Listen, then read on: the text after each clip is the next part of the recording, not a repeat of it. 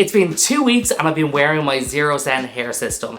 It's time for maintenance and removal, so I'm going to be taking it off, but the most important thing I'm going to be checking for is odor. Yes, with the Zyrosen system and its treatment, it disrupts the growth of bacteria and microorganisms, which is responsible for odor. So let's see if this treatment that's on the Zyrosen system has done its job and see if I can give it a good smell. Straight away, usually what I notice with these systems, well, not the system, but the glue, is it goes very yellow and very orange.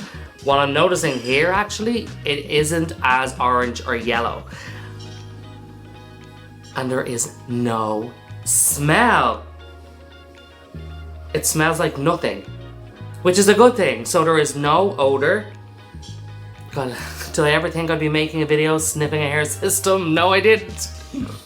Wow, the difference between this and one of my other systems after 2 weeks and removing it is night and day. It's crazy. It actually smells nice. Thank you so much for watching my video. Don't forget to click the link below or comment below if you have any questions. This has been a great video to make, especially with this fantastic hair system, and I hope you're excited to try it too. I'll see you all very soon. Bye.